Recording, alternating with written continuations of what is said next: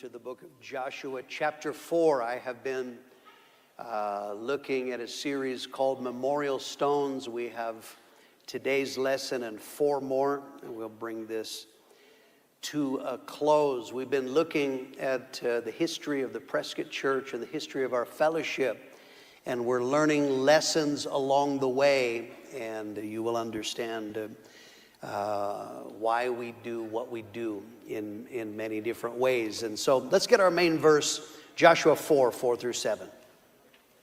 Then Joshua called the 12 men whom he had appointed from the children of Israel, 1 man from every tribe. And Joshua said to them, "Cross over before the ark of the Lord your God into the midst of the Jordan, and each one of you take up a stone on his shoulder, according to the number of the tribes of the children of Israel, that this may be a sign among you when your children ask in time to come, saying, 'What do these stones mean to you?'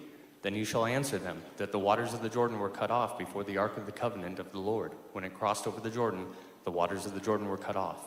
And these stones shall be for a memorial to the children of Israel forever." Okay.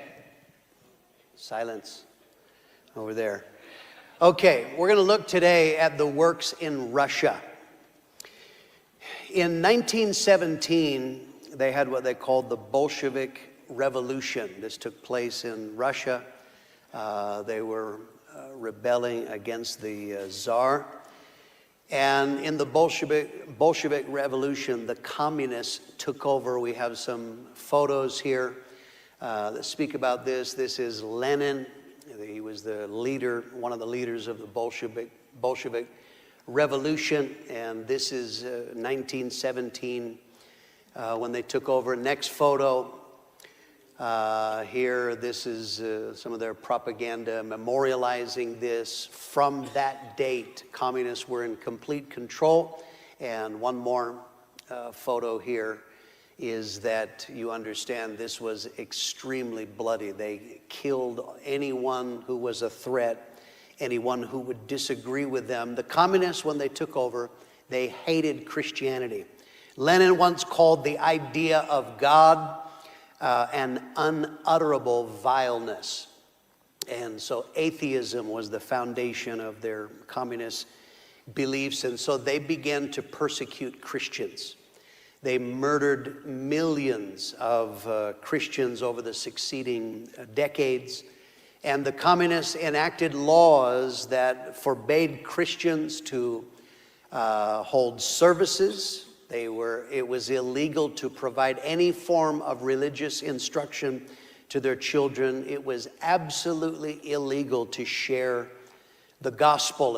And when the communists took over, as you know, later on, American politician dubbed this the Iron Curtain. And so it literally, communism kept outsiders away. Wherever communism took over, they kept outsiders out. And of course, that started in Russia and continued in other communist nations. But many Christians, even in spite of persecution, there were Christians in Russia that they continued in their faith anyway. They were not going to stop worshiping God. And those Christians wound up paying a price for that. So this is just background. That was 1917. Now we're going to learn a lesson here. And that lesson is that God prepares people to work His will even later in life. God was not surprised that the communists took over. And God works for the future to work His will. And what He does is He prepares people. Here in Prescott, a young high school student got saved at, I believe, at 15 years old, 15 or 16. His name was Mike Maston.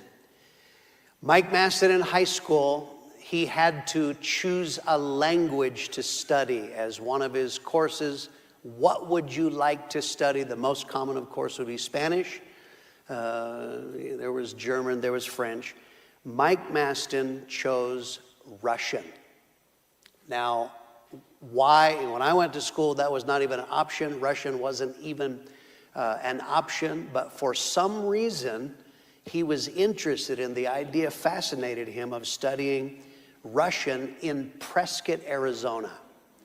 Simply because of that, Mike Maston always had an interest in Russia. There was something there. He became a disciple, was later on sent out to pastor, and began to do a work for God. But Mike Maston, no matter where he was, he always had an interest in Russia. In 1987, he was pastoring in Australia, and he actually made some connections with some Russian pastors. I don't even know, that history's gone to me, but in some way, someone gave him the contact information for pastors in Russia, and Mike Maston began writing to them, hoping for an open door. At that time, completely communist, totally illegal, but he simply wrote these men, corresponded a little bit, hoping someday for an open door. But God did this because he works in people long in advance. He was 15, 16 when God put it in his heart. That's really what happened, why he wanted to study Russian. But that was God working his will for later on. The second lesson we learn here is that God is in control of nations.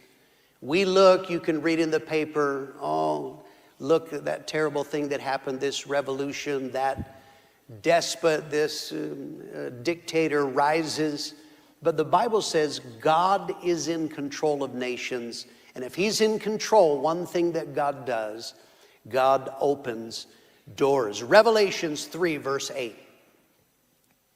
See, I have set before you an open door, and no one can shut it. Okay, this is now, you understand, a revelation. This is God giving an understanding to his believers. He says,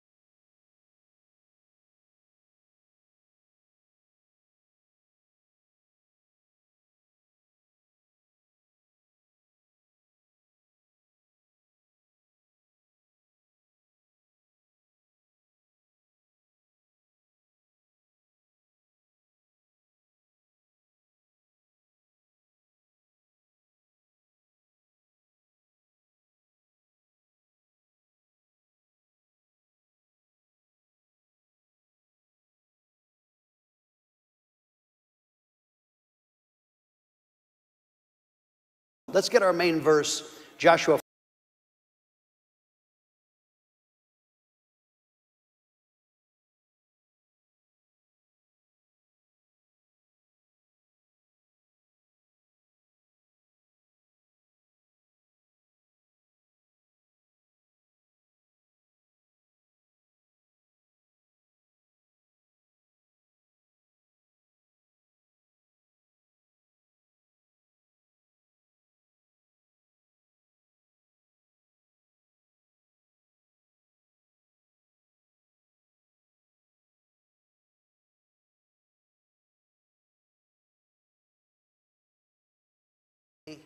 Upended everything, but what happened is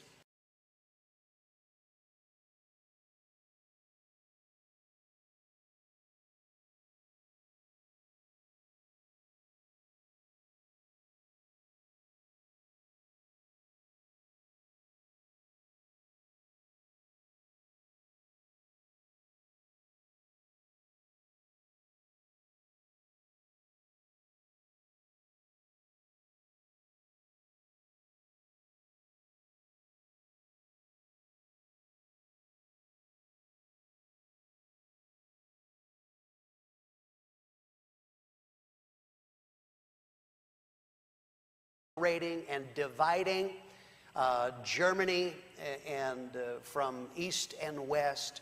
And so on November 9, this is actually a photo from that day, is that the Berlin Wall fell. It was not just simply that the wall came down, the communist system was collapsing. This was a brilliant maneuver on the part of Ronald Reagan, a little bit of political lesson when he was negotiating with Gorbachev. The one thing that Gorbachev was insistent, he wanted to get rid of what the media mocked him for, Star Wars.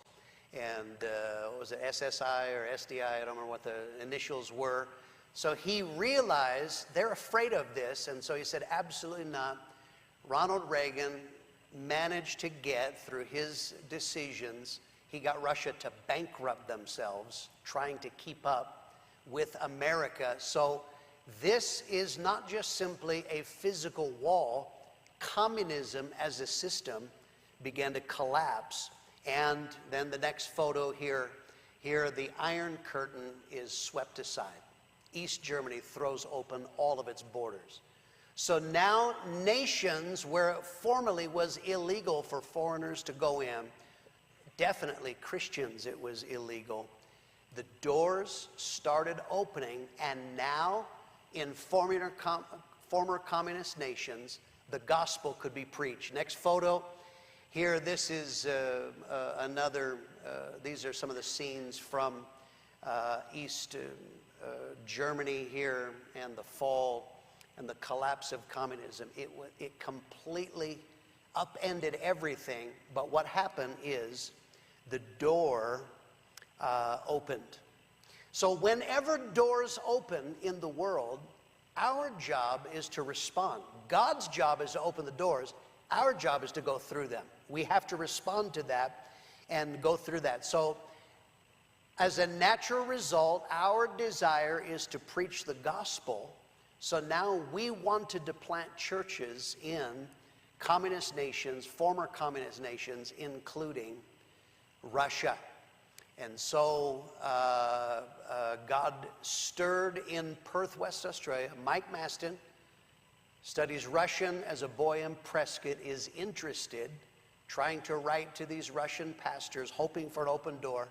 And now the Iron Curtain falls. And so a couple from the Perth church, this is church Lisa and I were from, Rod and Sue McNeil, they were announced in February 1992. They were going to go to Moscow, Russia to plant a church. Next photo. Here is the conference. One of those couples are Rod and Sue McNeil. They're going to go to Moscow, Russia. Mike Maston and Rod McNeil they flew to Russia because the only way that the McNeils could get in, they had to have a visa in advance. Of course, visas are required. The only way it was possible to get a visa, someone in Russia had to sponsor them. So Mike Maston and Rod McNeil flew to Russia hoping to find someone who'd be willing to sponsor them. They land in Moscow. He had the address of one of these pastors that he had written to some years back. He showed it to a taxi driver. Can you take us there? And the man said, that is 110 miles away. But they had to have a visa, so they said, drive us there, we will pay. They drive, it's 110 miles, whatever that is, almost 200 kilometers. They drive to the address that he has on this envelope, and when they arrived at the house, that pastor was home. But what he said to them when he explained who he was, the man said, this is a miracle. This is the only day that I have been home. I have not been home for weeks. I just happened to come and you drove up because God wanted a church in Russia. They explained what their vision was. He briefly told the vision of our fellowship, explained that they were sending the McNeils here to Russia. They poured over maps and looked and explained what they wanted to do in Russia. This man was excited and agreed to sponsor the McNeils so they could get a visa.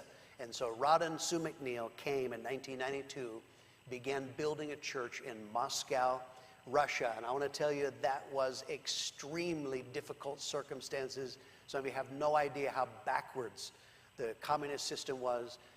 Sue McNeil, every single day, there was no grocery store that you pop down and go to Fry's or whatever your local grocery store. Sue McNeil had to stand in line for hours a day just to get bread, just to get basic necessities, freezing cold below zero. It was very difficult. My hats are off. They're no longer a part of our fellowship, but my hats are off to them trying to build a work in Moscow, Russia, under difficult circumstances. I only have, no, that's somehow missed, go back, there we go. This photo is the only photo I actually have. This is an impact team that the Perth Church sent to Moscow, Russia, and they went to help Rod and Sue McNeil as they began to build. So we had one worker in Russia. God stirred a pastor in Canada named Glenn Rupchin. God stirred him, put it in his heart to go to Russia. He was excited. He approached his pastor, Dave Marks, and says that I want to go to Russia. I want you to send us to Russia. And he asked an obvious question. He says, have you asked your wife about that? And he said, no, I haven't. He said, probably you should talk to your wife before we decide to launch you out. And Glenn went and spoke to his wife, Madge, and Madge agreed. They were pioneering in a place called Paradise Hills in Canada.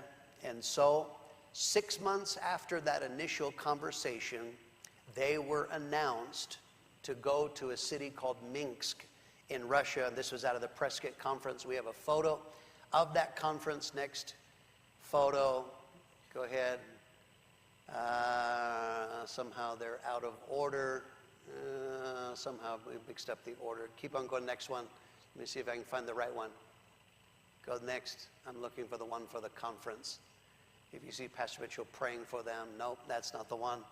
Somehow, I know you'll find that hard. That's actually the third mistake I made this year. So that will be all of it. So in 1993 January conference, they were announced to go. They arrived in Moscow. No, go backwards. These are, so I don't know where the right photo is. Keep going back. Okay, so they were announced to go. They knew nothing about. I have no idea why they chose Minsk, but that was where they were supposed to go. When they landed, they met Rod and Sue McNeil, and for some reason, Rod McNeil said, you should go look at a city called Vologda. He said there is a university there. could be good for young people, and it was a mere 9 hours away. Russia is just a massive nation. I want to tell you, as a pastor, I know something about missionaries. When they get there, they're desperately lonely. The McNeils, it's a hard slog. Often what happens is we announce somebody to go somewhere else, but then when they get there, the missionaries are, we need friends, we need relationship. It would have been the most normal thing in the world for the McNeils to say, you should be here, but for some reason, God moved on Rod McNeil and he said, you should go look at Vologda. And just on his word, the Rupchans traveled to go look at Vologda. And when they went there, they said, this is where we are going to pioneer. They found an apartment. They began holding services in their apartment. And in this, the daughters, Sherry Lynn and Natalie, they learned Russian very quickly. They started inviting young people to church. Natalie was very musical, and she began to teach Russian young people instruments. They started a music group, and we have some pictures. And here is an outreach. I believe that is Natalie on the drums. That is Glenn Rupchen playing the guitar, and that must have been a Russian playing the bass there. But here is an outreach. This is a novelty. These foreigners playing music, and they could gather crowds, and they began to do this, began to outreach on the street.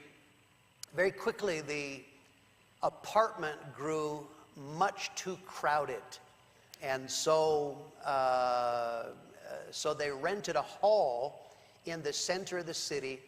This hall was where they used to teach Russians Marxism. When they would come to set up for church, it had a 10-foot high picture of Lenin on the stage. And so Glenn Rupchen used to get a curtain and cover up Lenin so that they could worship God. Glenn was bold. He set up a street meeting in the city, and they needed power for the equipment. He saw a building across the way, and so he went in, and he, in limited Russian, he saw a lady cleaning and asked, could we plug in and use the power from your building to have the outreach? I don't even know if the lady understood what he was saying. She shrugged, like, okay. So he plugged in, and they start doing the outreach. What he does not know is he plugged into the KGB headquarters. And soon 5 KGB agents, these are the secret police, they show up. What are you doing? They tried to arrest him, but a crowd of about 200 people were so hungry and so interested, they began to yell at the KGB and would not let them arrest the Rupchans. We have some more photos here of outreach. Here is Glenn singing on the street. Here is Glenn preaching, and through the help of an interpreter. But Glenn Rupchen was bold and began to do this. At that outreach, where they would not be arrested, he wound up praying with people on the street.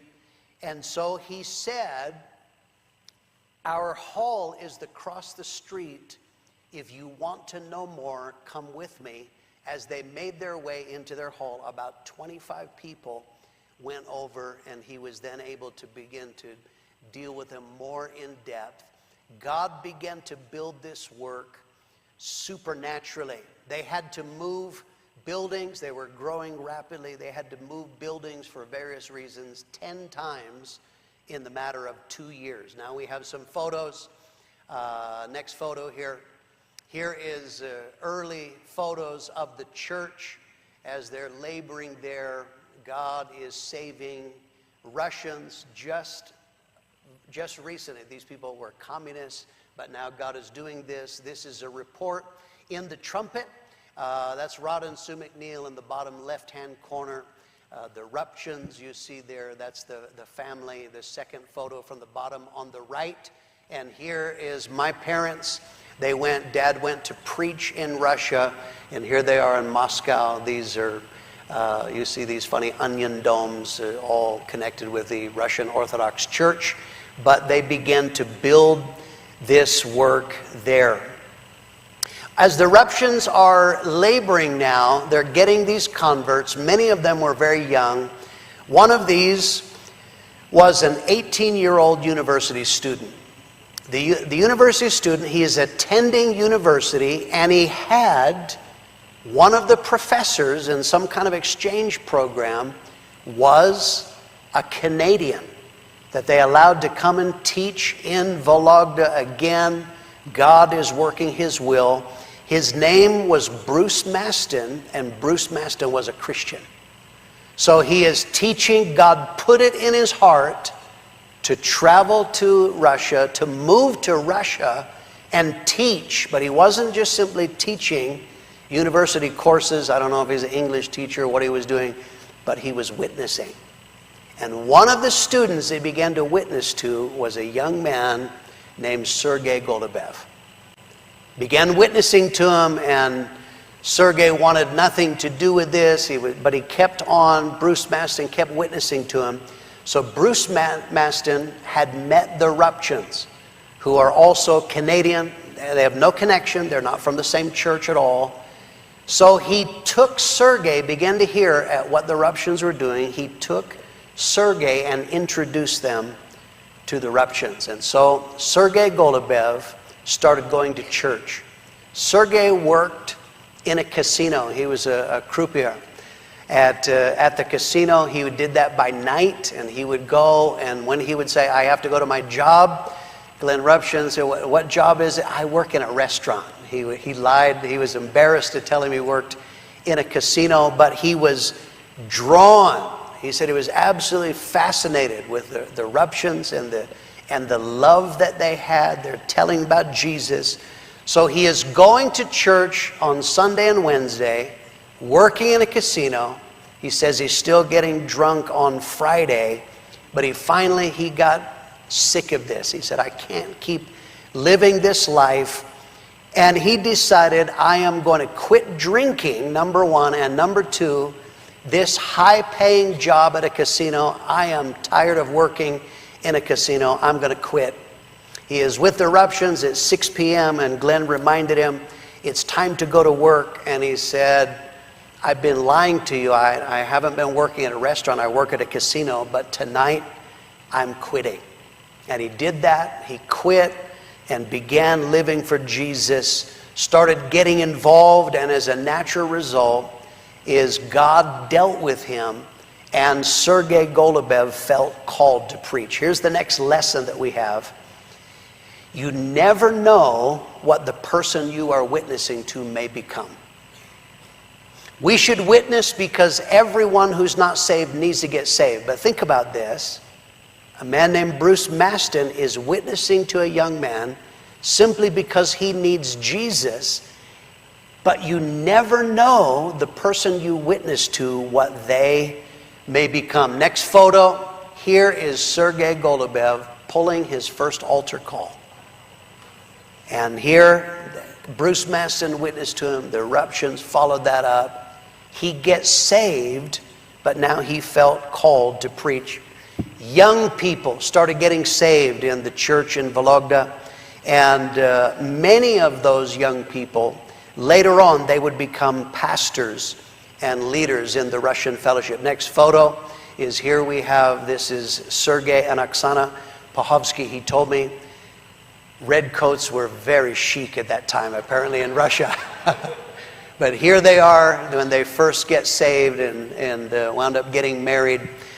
Later on, they became pastors. Next photo is here. There is a young Alexander Shevolyov. and this is his wife, Natalia, and their family. Alexander got saved.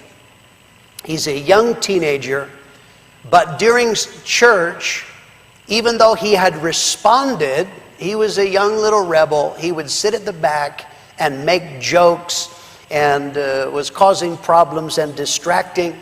And so Glenn Ruption, one night, he asked him, he says, I want you to leave. You cannot continue to act like this in church. And he said, whenever you decide you want to serve God, then you come back. But for now, I want you to leave. You have to go. He said he left angry.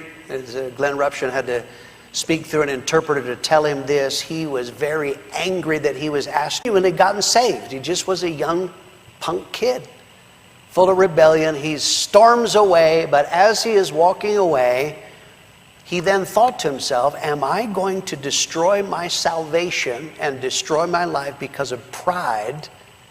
And he said, no, I'm not going to do that. Went back to Glenn Ruption and he apologized. And because of that, Glenn allowed him to continue attending church. Sergei says there was just a tremendous atmosphere of revival in the church. He said during that time, so many young people are getting saved. But he said when people would get saved, the boys wanted to become pastors, the girls wanted to become pastors' wives. We have a quote here. Sergei Golubev said, if someone said he didn't know he was called to preach, we thought something was seriously wrong, because what else was there to do in life other than preach the gospel? Have a next photo. And the next photo here is the early days. On the left there, that is Glenn and Madge Ruption, who are pioneering the church. And there is Evgeny, they call him Genya. Genya wound up marrying their daughter Sherry Lynn.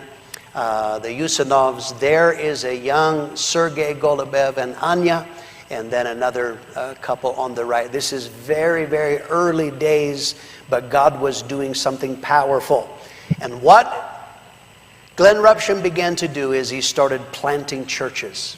From the beginning, he had put into them, remember the vision of our fellowship is get people saved. First of all, they got to be converted.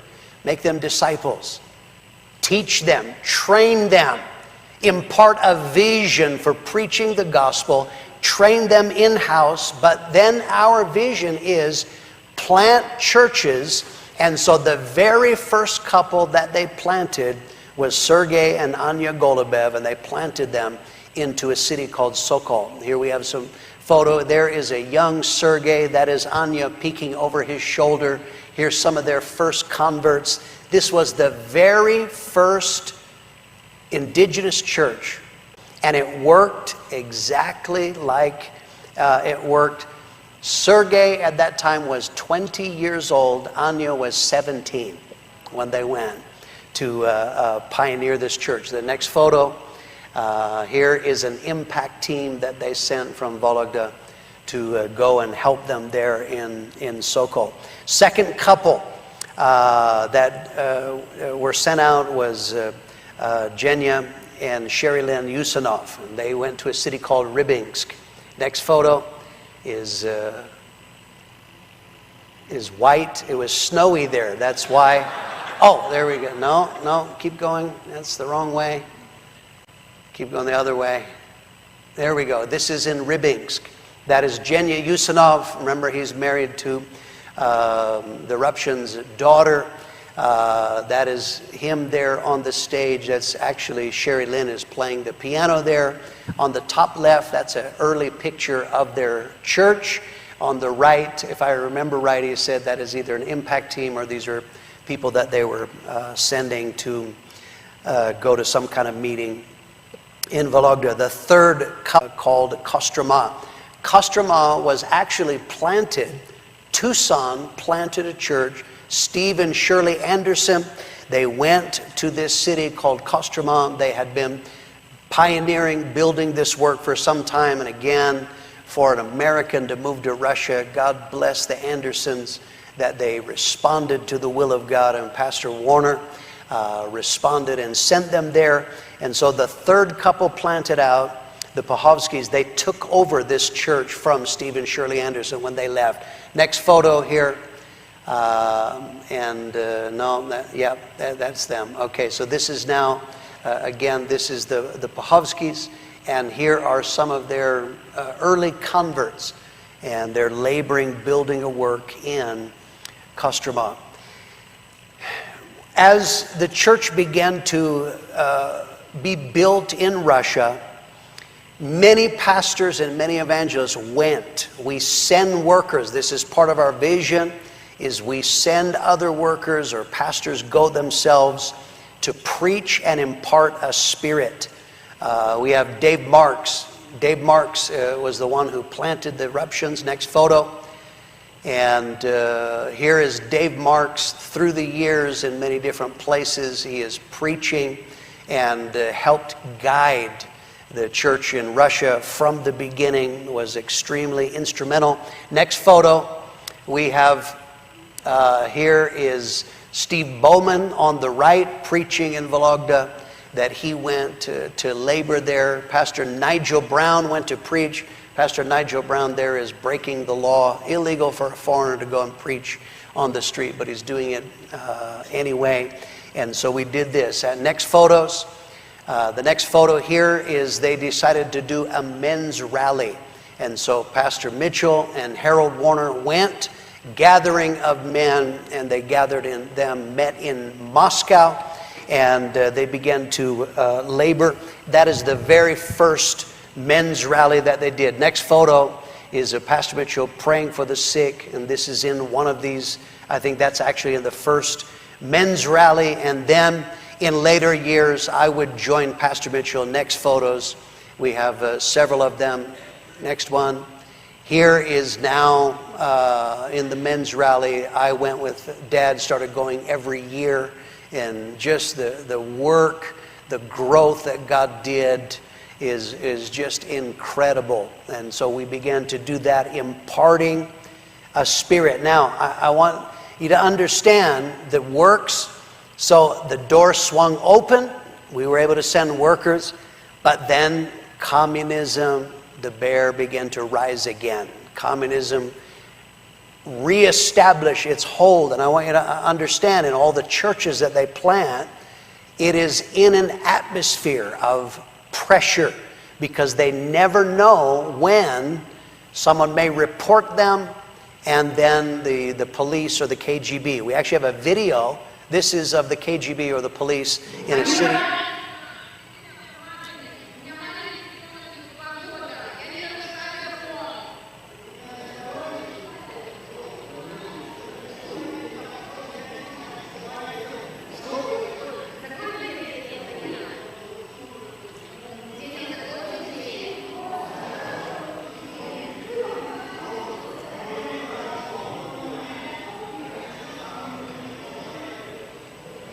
Okay, so this is in a city called Sevastopol, but this is actually what they face. What they're doing is illegal now. Communism reestablished the hold.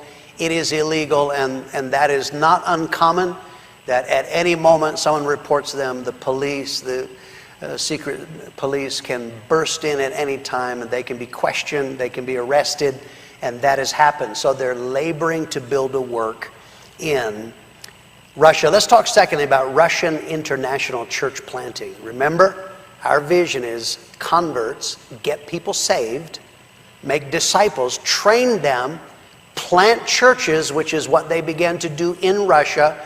But the fourth part of our vision is plant churches in other nations. That is what we call missions, or international church planting. And so Russia carried on that vision. That is all throughout our fellowship. From Russia, they planted their first international church into Odessa, Ukraine, and we have some photos here. This is the Pahovskys, that they went to the Ukraine and began to build a work for God. That's Sergei behind the pulpit, and here are some of the people. And that was a milestone. That was the first Russian pastor ever planted outside of Russia. The second church that they planted was in Ulaanbaatar, Mongolia. And we have a photo here. This is now from a conference. All these people, apart from Sergei, and you see Juan Pablo Cardo, who was preaching at a conference, they are all Mongolians. Think about that. Some of you couldn't find Mongolia on a map, but Russians went there and began to plant churches. The first couple, Alexander and Lyuba Ofitsarov, went to Mongolia and established, and God's doing a powerful work in Mongolia. Russia planted a church in Vietnam. You know, for many years, Americans, because of the war, were absolutely not welcome. No way we could plant a church, but they liked Russians because Russians helped in the war. The very first church, one of the first churches that we were able to plant in Vietnam is in Vietnam, and that man went to, then later on took the church in Cambodia from the Myolas. In 2010, Sergei and Oksana Pahovsky went to Havana, Cuba. And again, a former communist nation. That is Havana in the background. Here they are, one of the early converts, the third couple ever sent out, first couple international, and now they went to Cuba. Went to Cuba, the same problem that Americans faced in Russia. He has to have a visa. You need someone to sponsor you. So they arrived in country trying to find and could not get a visa. So he went on a fast. He fasted for 2 weeks. At the end of a 2-week fast, he met a Russian lady who had married a Cuban. She had been there for 24 years. She had a company, and she agreed to hire him as a technical advisor. He said, I knew nothing about what it was, my job description, but simply God moved on this woman and gave him a visa that was able to be renewed every year. Now, communism was very strong in Cuba. They were not able to street preach, began to witness. One person who got witnessed to would invite their friends and often would then invite them to their house where he could, the Pahovskys could then witness to their friends and family, and they started a Bible study. We have the photo. This is the very first Bible study that they started in Cuba. Think about this.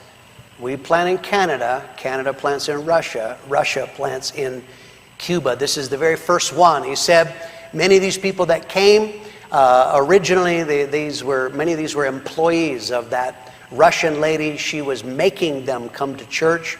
Some of them did not actually even survive in salvation. He said he would get a group of people, they would dwindle away. He had to move to another house, and he said he started Bible study in 5 different houses. He is desperate, so again he starts fasting for a breakthrough, and he needed a locksmith. And for a problem he had, a locksmith came. He met this man, witnessed to him, and invited him to a movie that they're showing. They had dubbed the movie Fireproof, which you know is about a troubled marriage. Unbeknownst that young man that he met, their marriage was in trouble, and this couple came and attended. Their names were Alejandro and Yemi Fernandez Perez. They came and they got saved at this movie Fireproof, and they asked Sergei, start a Bible study in our house. And we have a photo. This is the 6th Bible study on the right. That is Alejandro and Yemi. That is their house, and here the 6th Bible study that he starts. Now he started getting real converts, and they started sticking. The church began to grow because of communism. There were no buildings that you could rent. All buildings were owned by the government. You can't go to the government, hi, what I'm doing is illegal, can I rent a church? You know, I'm going to start a church. That's just not possible. They found an abandoned house, and it had a massive living room. It was owned by 2 brothers that were alcoholics, but somehow God moved on their heart and let them move into this abandoned house that they renovated, and they started having church in there, rent-free. It could seat 70 to 80 people. We have some photos of the church in Cuba. Here is the work that God began to build. Next one, I think we have more photos.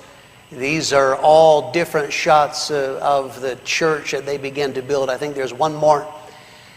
All of these. This is now in Cuba, completely illegal. One person would get saved, their marriage would get help, they would testify to friends, people started getting healed, and they were able to do that. Sergei was out driving, and a man ran in front of his car, and Sergei hit him, and the man was killed. He was arrested. It was not his fault. Clearly the man ran in front of him. He had a lawyer, and the lawyer said, this is so plain, there's no problem, you're going to get off. But the problem was, the word had spread to the Cuban version of the KGB, the secret police, and so instead of getting off, he wound up getting sentenced to prison. And Sergei Pahovsky wound up going to prison for 1 year. He was supposed to, according to the judge's order, he was supposed to be sent to a labor camp that would be like a minimum security prison. Instead, they sent him to a maximum security prison for the worst offenders, murderers, drug dealers, all kinds of different people. We have a photo. His wife, Oksana, that's the prison that he was locked up in. His wife was allowed to visit him once every 21 days. And that is an actual photo of one of the times when she was able to visit. Sergei began to do gardening and started just working. He's got time on his hands, started working in the prison on the landscaping. A high-ranking general came, asked, who is doing that gardening? And they said, it's this Russian. He was impressed by that, sent a letter to the commandant of the warden, prison warden essentially, and said every 30 days, release that man for 3 days. That had never happened in that maximum security prison. He said it was so unprecedented. The first time that he walked out of the gates, all of the convicts started cheering. This was an absolute miracle. For 3 days he could be in his house, and now all of his converts could come and they would have church for 3 days, and then he had to go back to prison. When he was released, he turned the church over officially to Alejandro and Yemi Fernandez Perez. We have a photo. This is him. He has just gotten out of prison. This is the service that he's turning the church over to this couple on the right. This Cuban couple who had gotten saved, had been discipled, and now they are going to be pastoring. The work of God continues in Cuba. We have some photos. Next photo here is the church in Cuba. Numbers of these converts. I think there's one more page of photos. Here is Sergei Golubev preaching in Cuba. There's Dave Marks preaching in Cuba. And our brother from Spain, Alberto, preaching in Cuba. But not only that, they started going to the conference in Russia, but of course this is very difficult in order to be able to plant churches, and so they discussed it with me, and we said, yes, let them plant churches directly. They don't have a full conference, but we let them plant churches. Here is the very first church that they planted out. We have a video.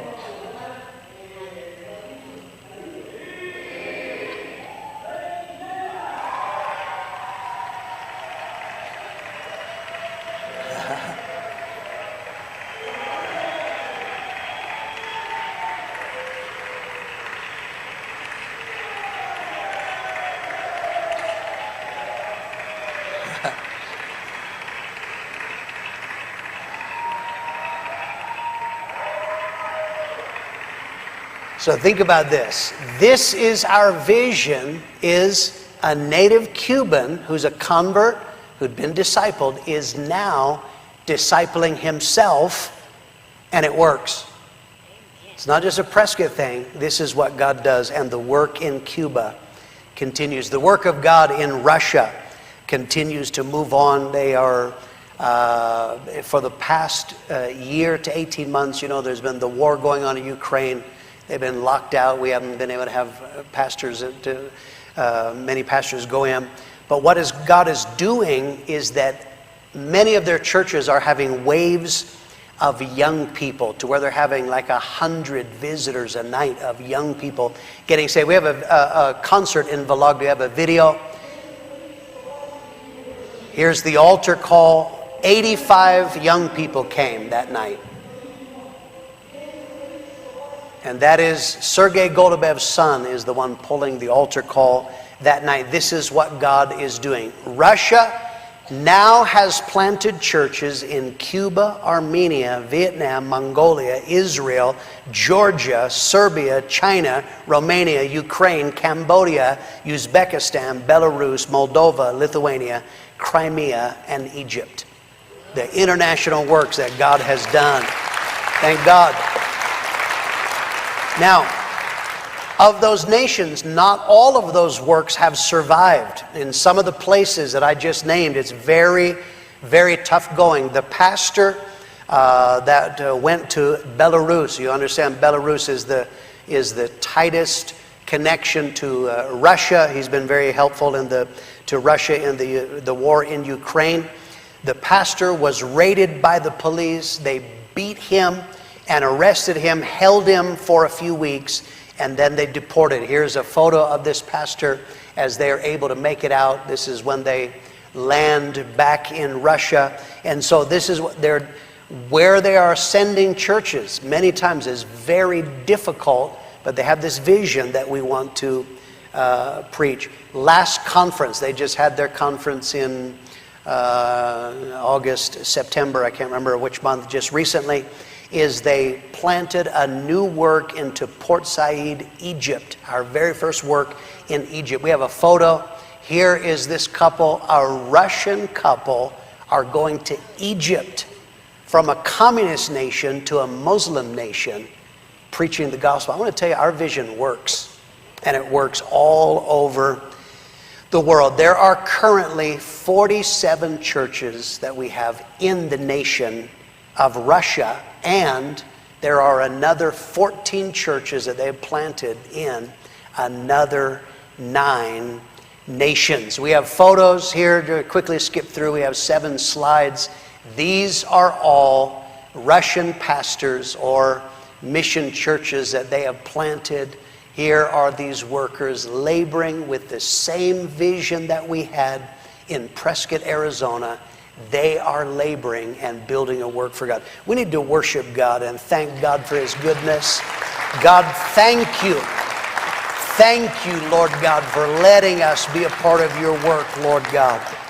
Thank God for His wisdom. Final lesson here is the magnifying power of investing in world evangelism.